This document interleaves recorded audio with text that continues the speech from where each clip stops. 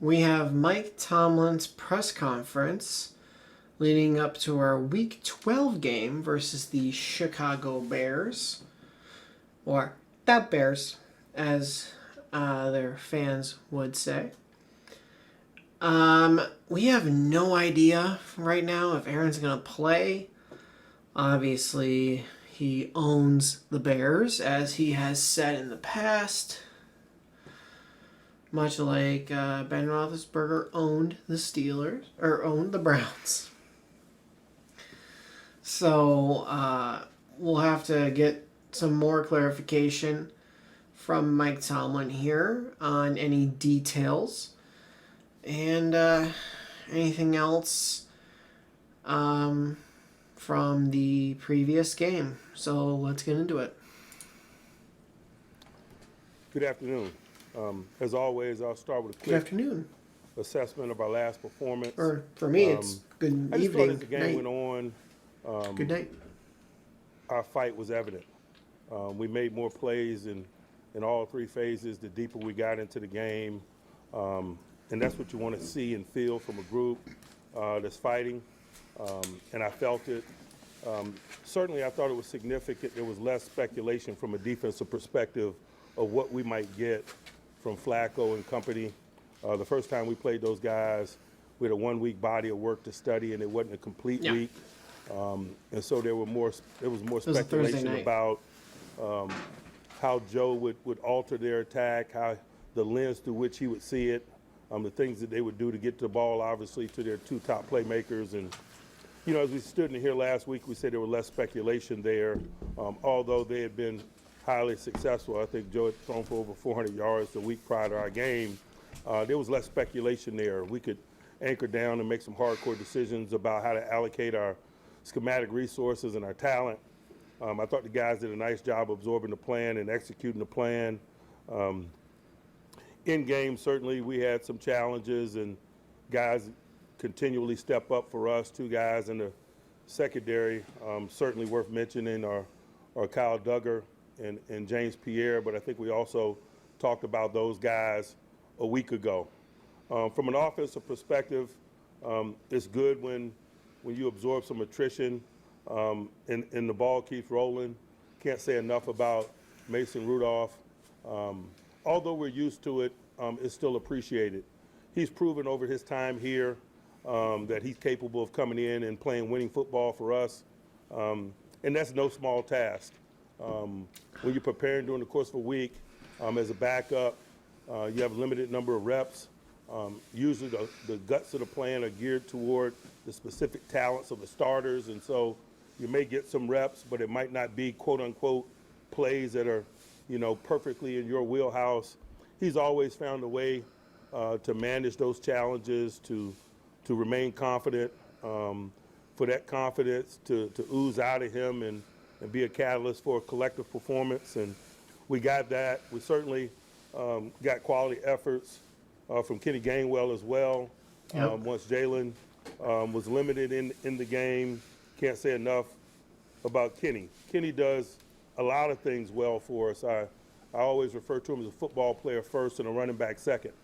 He's good in the running game. He's good in the passing game. He returns kicks for us. He covers kicks. He had a kickoff tackle, I think, on Sunday as a reflection of that versatility.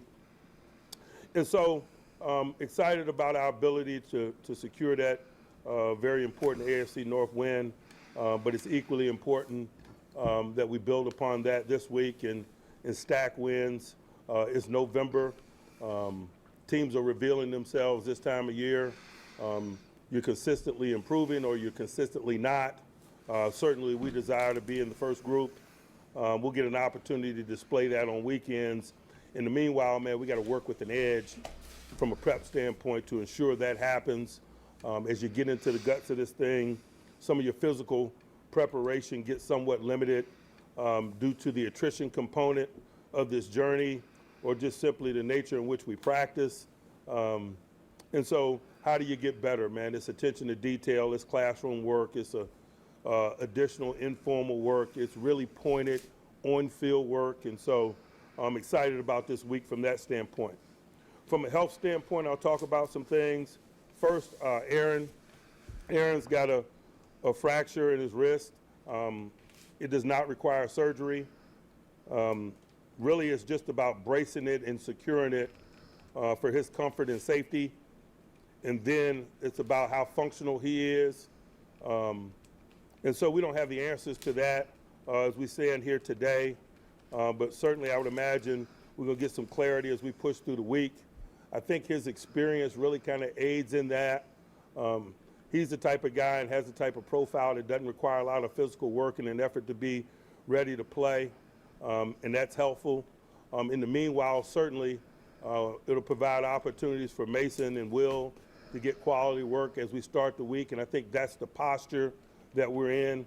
A little later in the week, we'll take a look at Aaron, and again, as I mentioned, the variables are stabilizing it and making sure that he's safe, that he can protect himself, brace himself as he falls, etc. Pain tolerance, but that doesn't seem to be an issue with Aaron. He wanted to go back in the game on Sunday. And then lastly, obviously, how effective he can be. And so, you know, Friday's probably a big day in terms of some of those things. I know he's working his tail off to be a component of this week. He and I talked yesterday. He expressed that directly.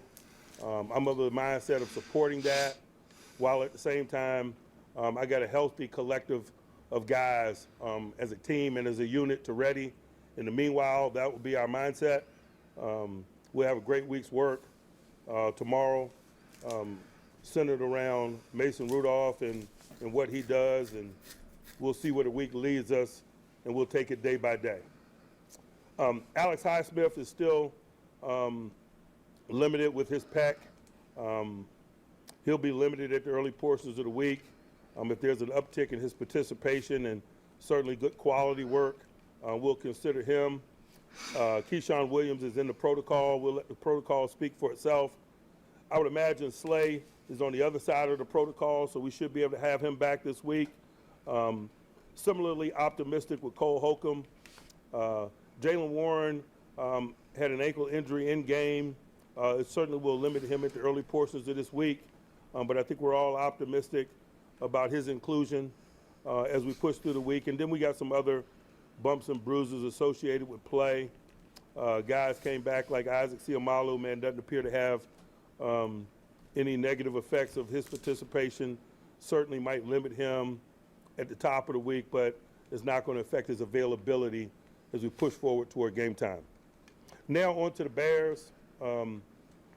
Really excited about this one. I love the challenge of seeing a new collective, someone that we don't see quite often, and certainly they fit that description, but they're also a new collective from a schematics perspective. I'll start first on defense. They have Dennis Allen as their coordinator. He's been around. He has a mode of operation, if you will, and you see it in their video. They covet taking the ball away. They lead the league in takeaways. I think they got 22 on the season. DA also prides himself in good possession down defense. I think they're second in the league in terms of third down success rate.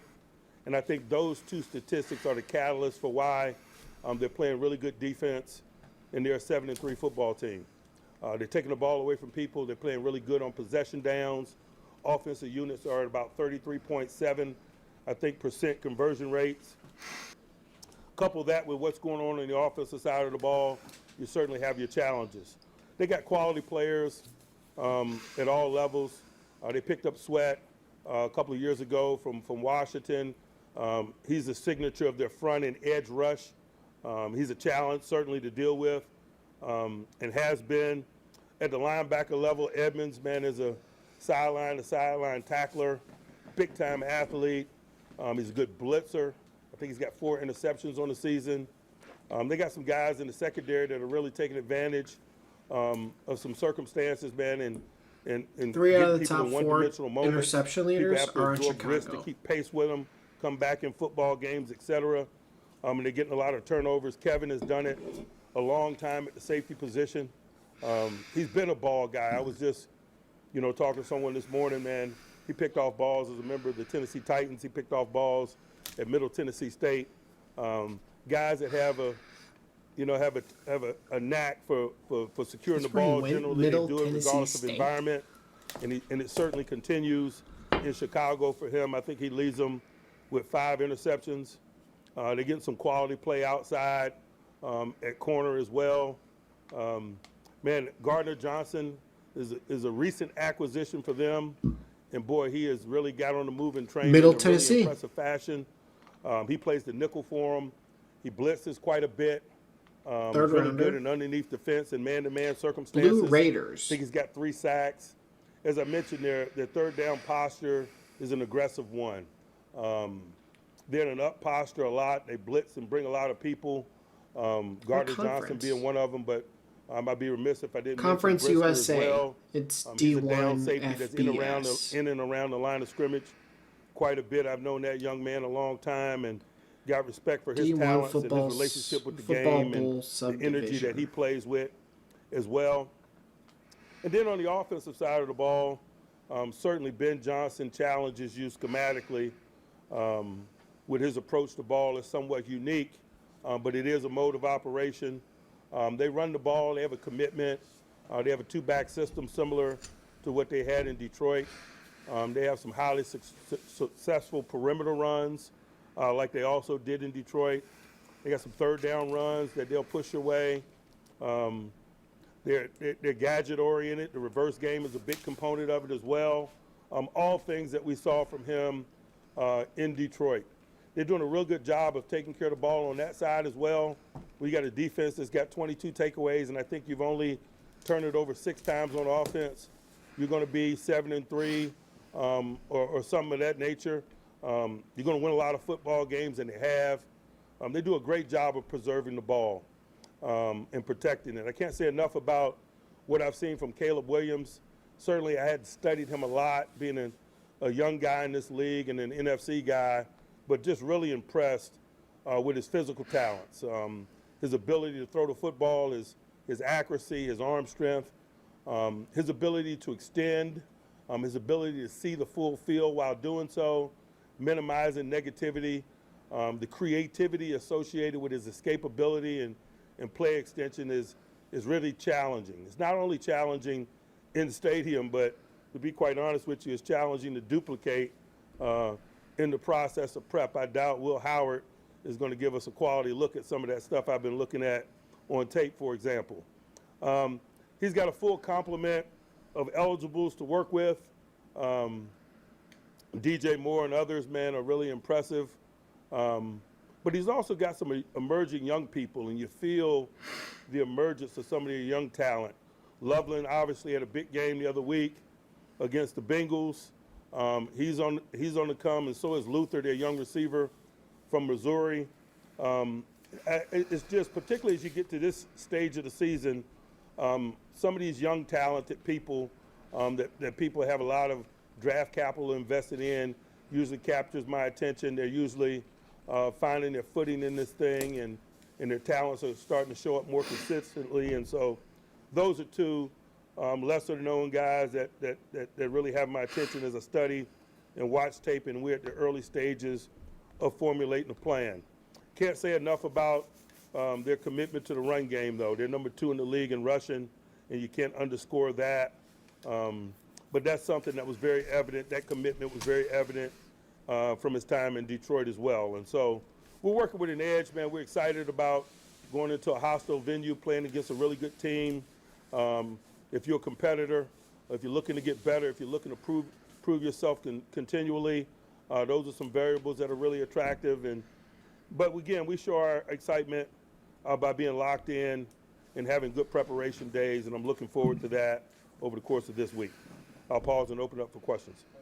Just to be clear, so you're not ruling out Aaron, the possibility he could play? No, I'm not. Will Friday be the first day that he was tested? Is that kind of where you are? That's just what I have in my mind. There hadn't been anything. I know he's not working tomorrow, but certainly I assume it's going to be a little later in the week. And in the meanwhile, it'll give us an opportunity to really get solid with a plan and physical preparation around the other 2. To see him practice at all? I mean, is he going to have to practice a little bit to be available? Yeah, functionality is a component of it. I don't need it for my comfort, but I certainly need it for functionality, and functionality is a major component of whether or not he gets an opportunity this week. How do you balance game planning with the quarterback up in the air, tailoring it to Mason or to Aaron? It's not anything to balance. We've gone through nine or so games, catering it to Aaron and his talents, and are gaining certain traction there about the schematics, and all the while we've been gaining some perspective about what's best for Mason. As a matter of fact, each and every week, he kind of goes through things within the plan that are really comfortable for him. And so it won't be our first week at it.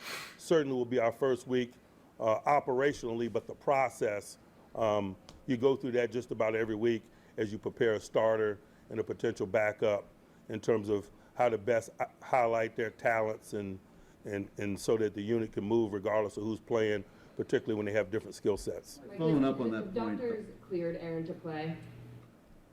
Doctors cleared him to play. Again, we're not going to get to that until we know that we can stabilize it, and so they're probably looking at some devices that do that and things of that nature. I haven't asked specifically that question, but I've given you the line of communication and conversation that we have. It's about stabilizing it. It's about making sure that he can manage the pain. That doesn't appear to be an issue. Again, having been around him, and then functionality. And so those are the variables. What is he going to have versus you versus the doctors on decision-wise? It's his body, so certainly he's going to be a component of the discussion. Following up on the point that you made about getting the backup ready and knowing what they want should they get in there. Mason made the point in post-game comments about how valuable the time was. The Bengals' first drive when they got the field goal, the real time was a lot longer than the time off the clock. What they used, the time that he had with Arthur to get those plays in there. Can you kind of take us through how those conversations worked in halftime, knowing he was going in, how that led into getting those plays put together?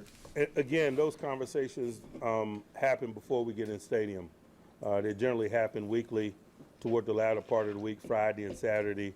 He'll get time with Arthur and highlight some things within the plan that best suit his skill set, the things that he sees with great clarity relative to who we're competing against. And so when you get in game and you're faced with elevating him, it's simply a continuation of some of those things with a focus on what's transpiring in game. And so that's the nature of the conversation. It transpired at halftime. It transpired continually once they got to the sideline. It's ongoing in between series once you get in game.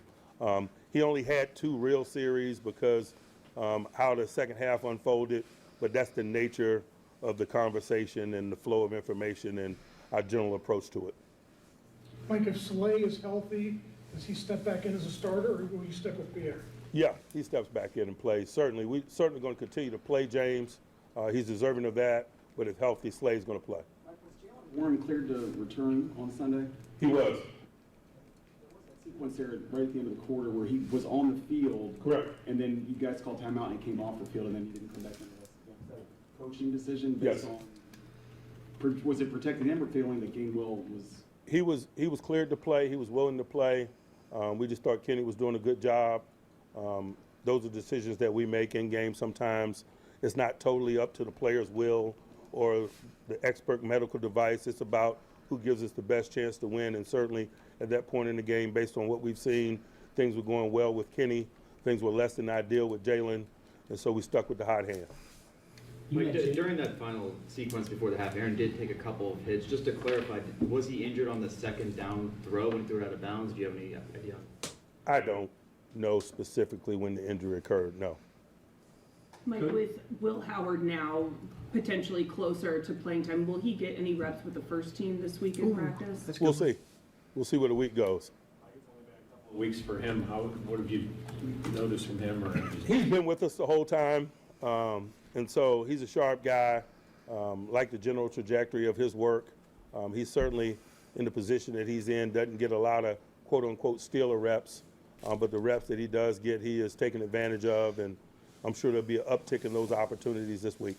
Mike, James Pierre leads you guys, ties Joey with most passes broken up right now, despite not seeing the field as much as other DBs. What does he have to do be more of a consistent presence for you guys, you know, over a guy like Darius Slay? He's done a nice job, but again, usually when you're a backup, man, you get targets. And so when you get targets, you generally get breakups. We have not been True. displeased with his efforts. We've been quite pleased with his efforts. We're certainly interested in continuing to use him as we move forward. Mike, Roman is getting more and more opportunities. What are you seeing from the snaps he's getting, Roman Wilson? Same thing. He's a guy that's getting better with exposure, but that's a reasonable expectation. He's a second-year player.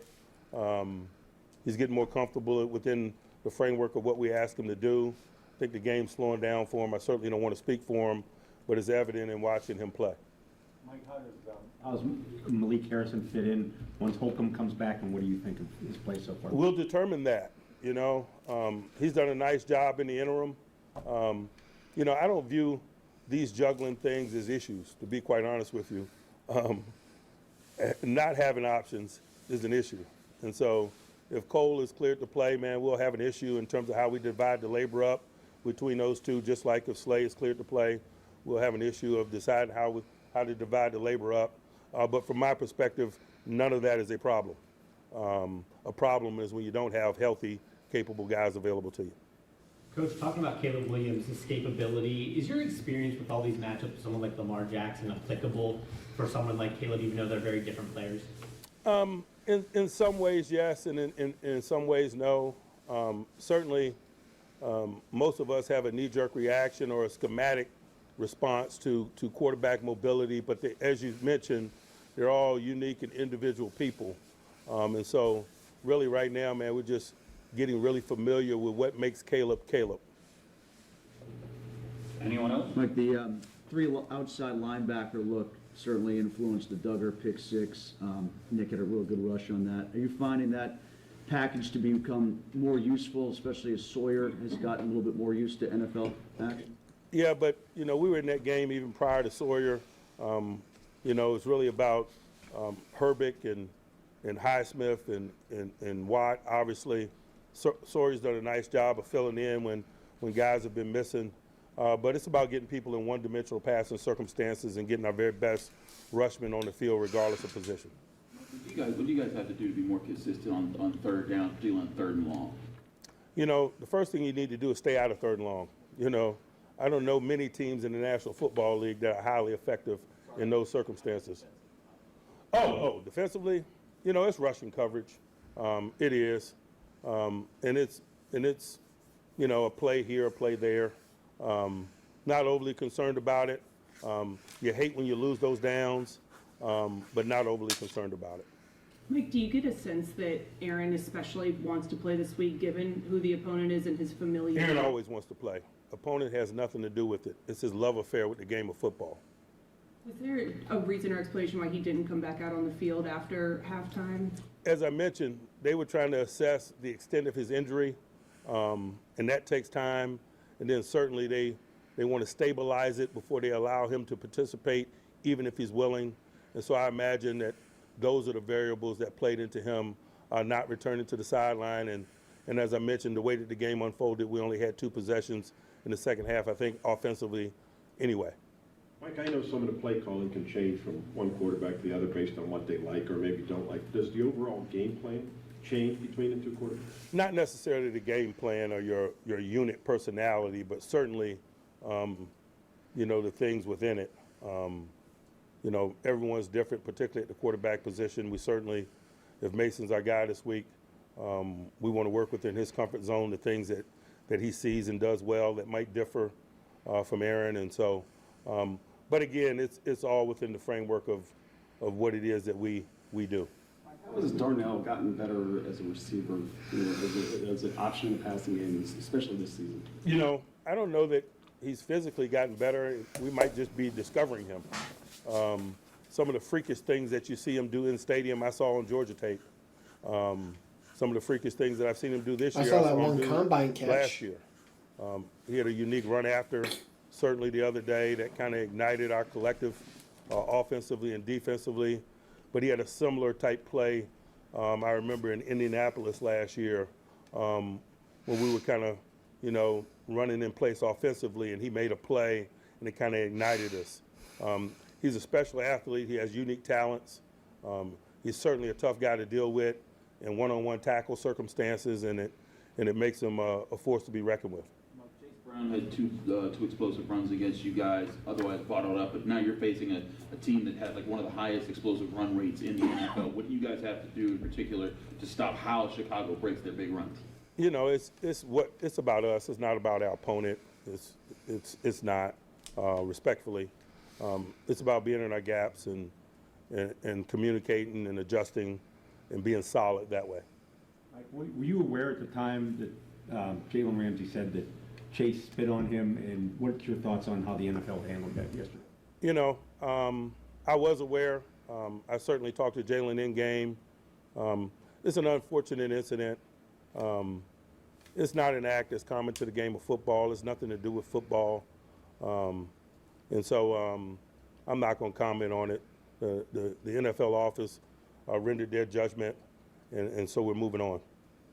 One thing you've noticed about Mason in your time being around him since he got here as a rookie, how much better he's gotten at playing at tempo, getting in and out of the huddle, making the offense move with pace.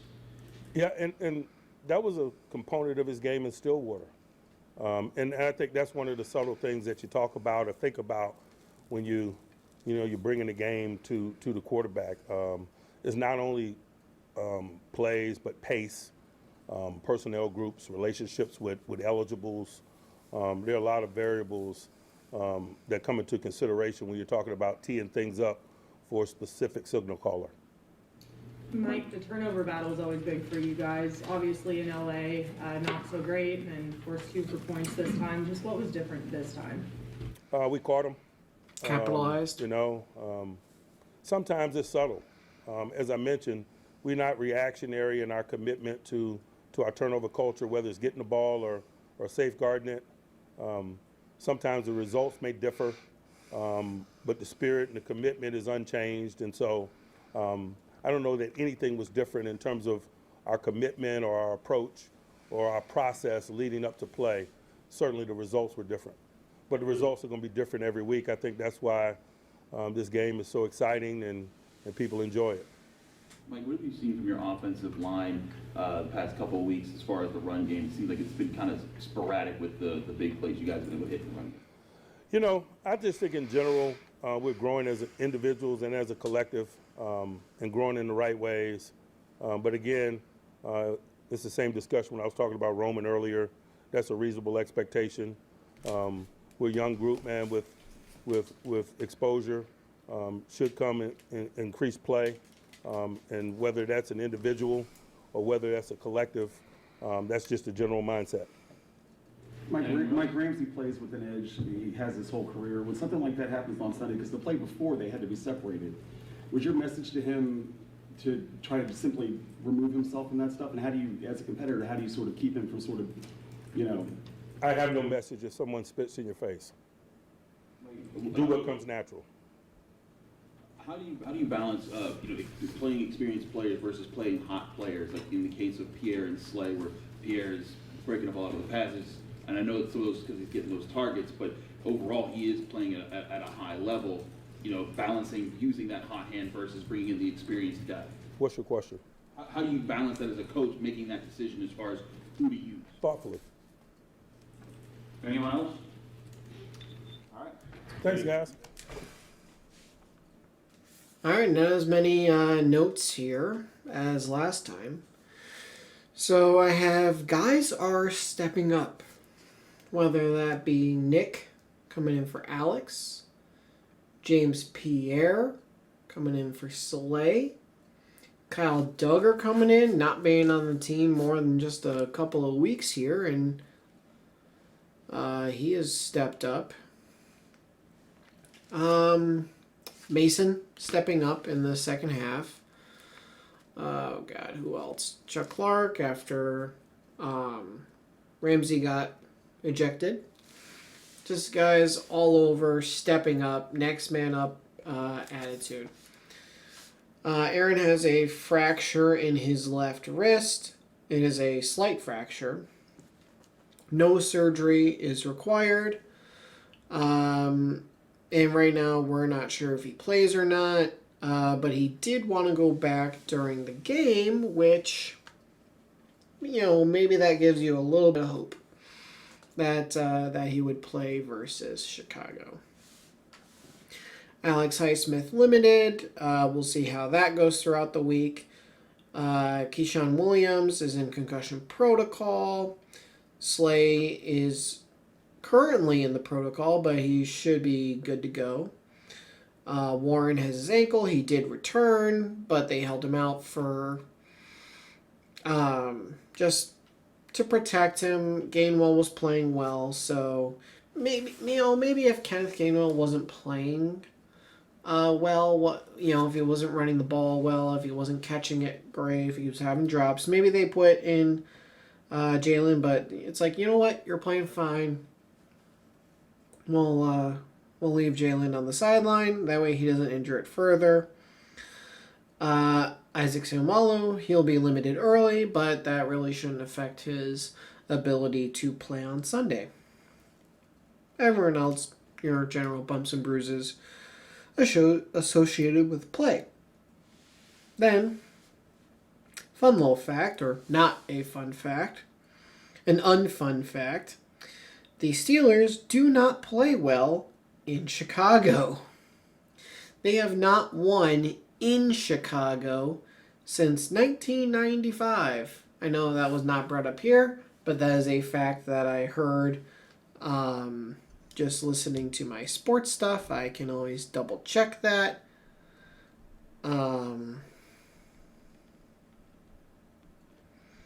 Because you never know. Maybe a stat's wrong. Maybe somebody read something wrong.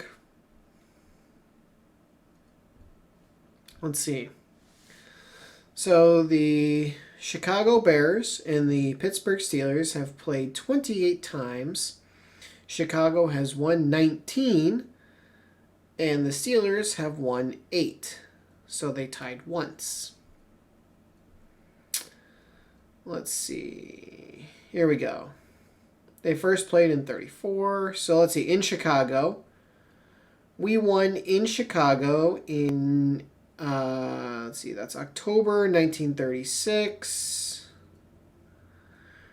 We won in Chicago in 1941, 1945, 1947, 1949.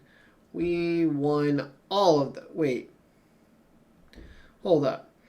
So we went from 1934 to 1949, and we beat Chicago every single time, no matter if it was in Chicago or in Pittsburgh. They finally beat us in Pittsburgh in 1958. We go to Chicago in 59, we win. Go to Chicago in 69, we win. In 71, we won in Chicago. In 86, we won in overtime in Chicago. Okay. Wait. Oh. This is reading it as the... Okay, hold on. No, wait. I'm wrong. Hold on. This is reading it as the Chicago Bears side of things. The Chicago Bears beat the Steelers every single time from 1934 to 1949. They finally lost to Pittsburgh in 58. So the last time we won in Chicago,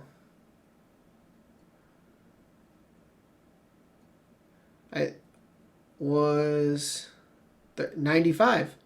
That was the only time we've ever won in Chicago. We won in Pittsburgh in 58, tied in Pittsburgh in 63, won in Pittsburgh in 67, won in Pittsburgh in 75 and in 80. And then we won in Pittsburgh the previous 2 times, 98 and 05. And then, let's see, we won in 2021. So we have not won there since 95. And that was our only time winning in Chicago. We have only won in Chicago one time in almost 100 years. I know we sucked in the beginning. We didn't get good until like the late 60s, early 70s. I get that. But like, wow. We have only won in Chicago once. And it was a 37-34 game. So Chuck Noll never won in Chicago. Bill Cowher did. But now Mike Tomlin hasn't. But since 95, we've only played in Chicago twice. Once in 09, once in 17. Besides that, it's been Pittsburgh. And now we got to go to Chicago. So we'll see what happens. So Mike Tomlin's only been to Chicago twice. Okay.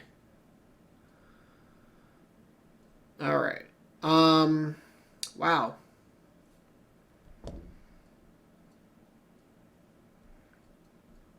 Yeah, I didn't realize it was from the perspective of the Chicago Bears.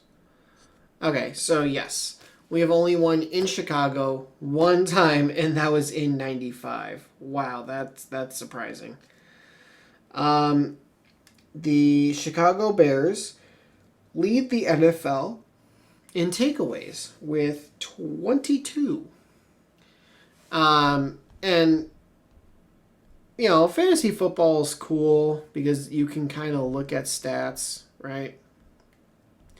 And you can kind of analyze the turnovers. Like, you know, so for Chicago, it's 15 interceptions to 7 fumble recoveries. They have 21 sacks. I know that's not turnover related, but still. So then, here we go. The Steelers have 9 interceptions to 9 fumble recoveries with 33 sacks. So they blow Chicago out of the water as far as sacks are concerned. 33-21. But then it's 15-9, and then it's 9-7. So, let's see. We allow 230 points so far this year. Chicago has allowed 264. But you know they're taking the ball away.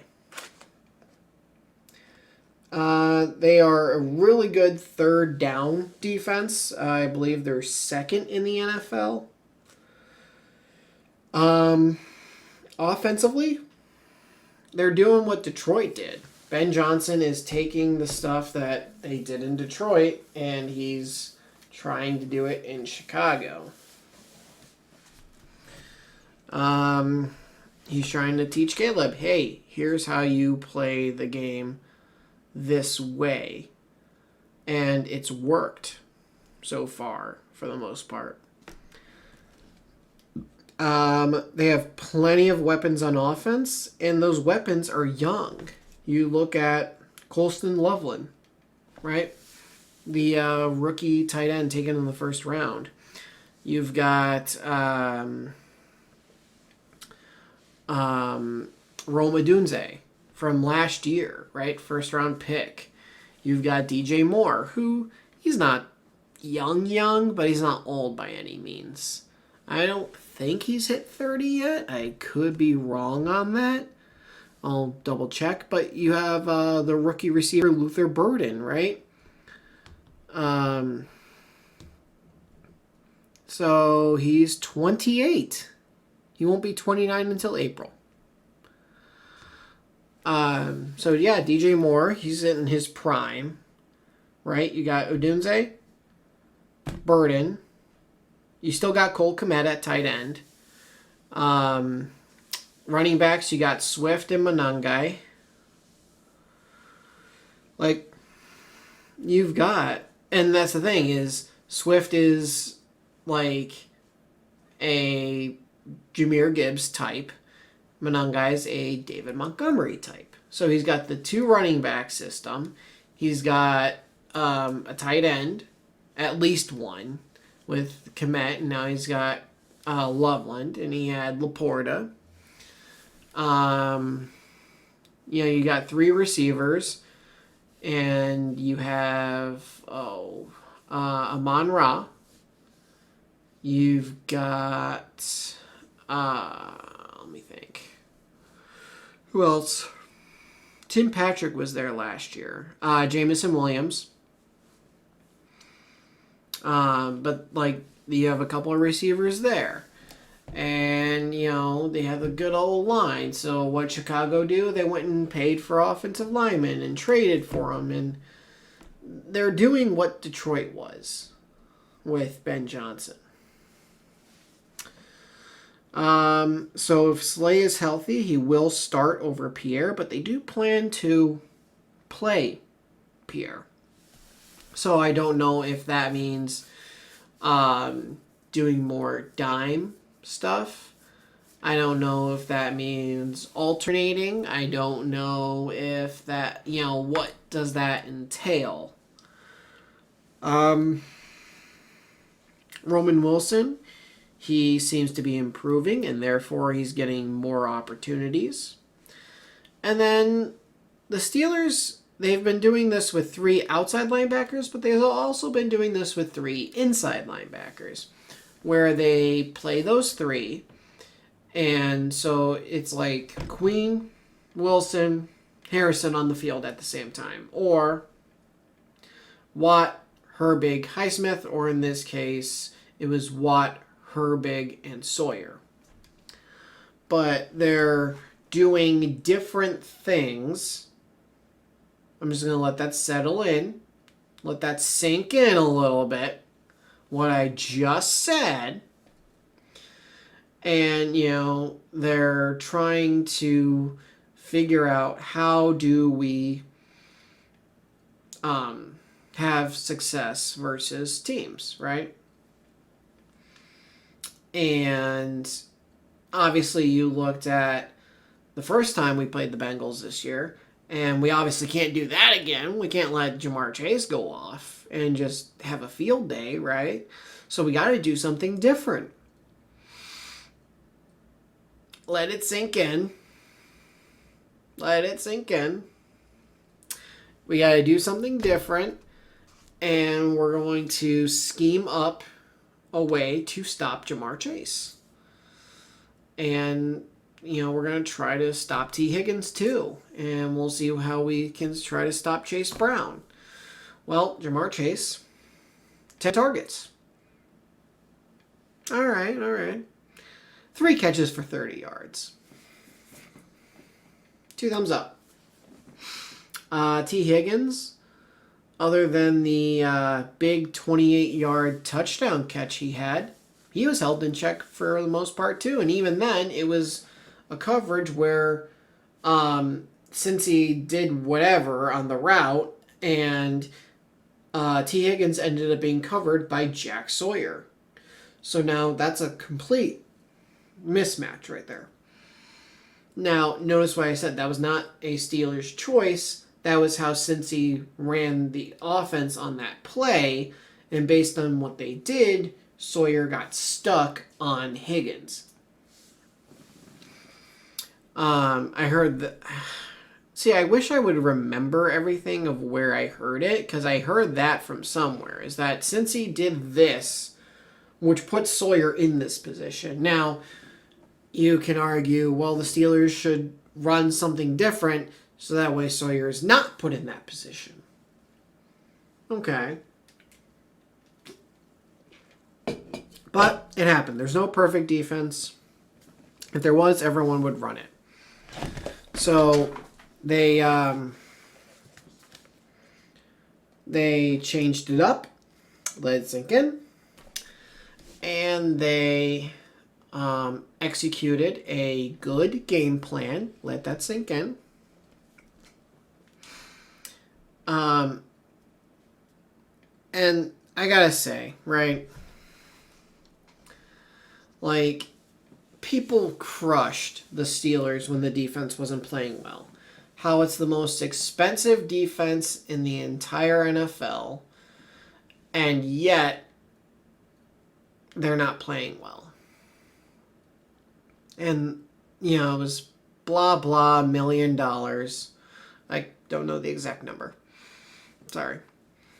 But it was blah, blah, $1 million for this, right? Well, when the defense has had good games, and I'm on socials, I'm on Twitter, and I'm just like, you know, people are like, hey, oh my God, Kyle Duggar.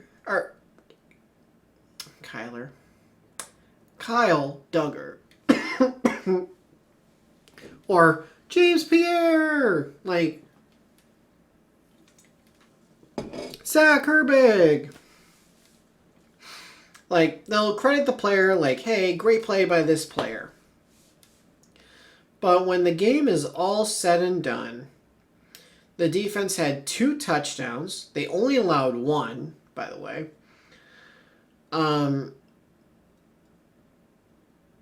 Like, they completely shut down Jamar Chase. And,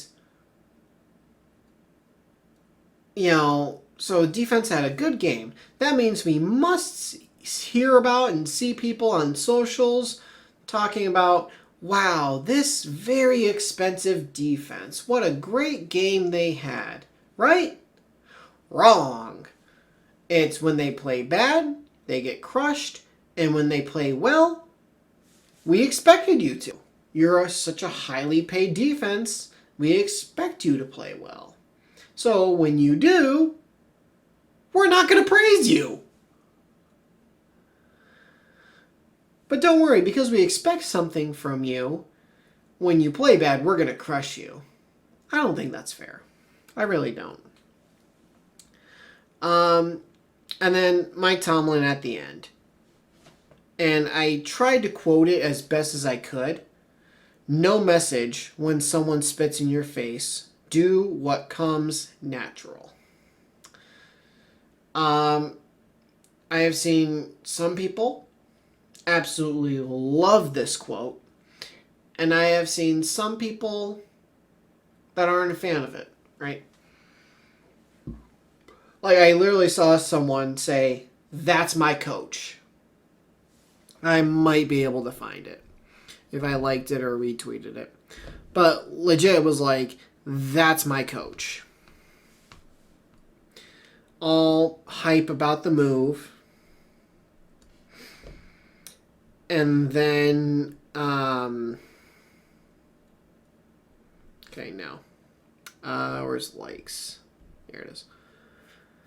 And then others, someone said, like they gave like a fake quote and then said like,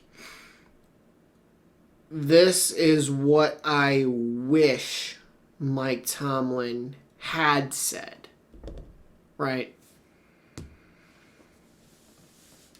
So I've seen it go down both ways.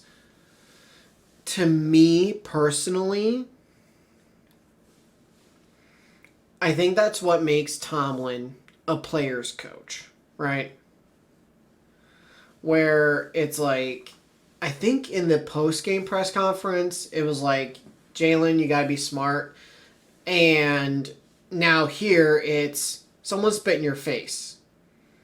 Like, no message, just do what comes natural. Well, and like everyone talks about like how spitting in someone's face is like the most disrespectful thing you can do, and it's very disrespectful.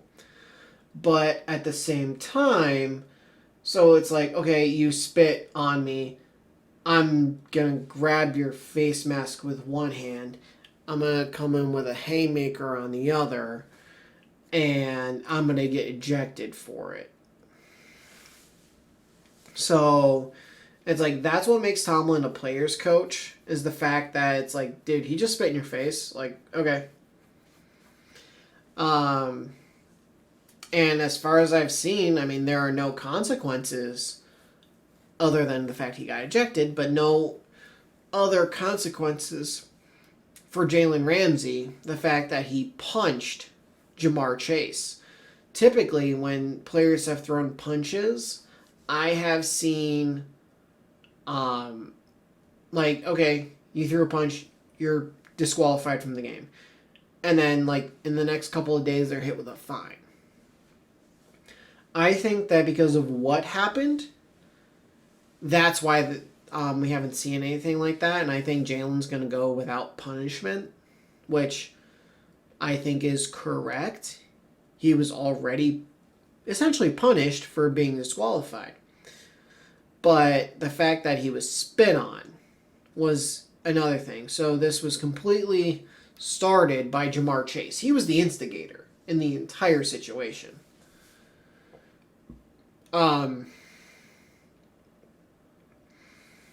And I feel like with this, players are going to feel like Mike Tomlin has their back, which, you know, that might want them to play harder for him. Like, coach really has our backs, and we're going to play that little bit harder.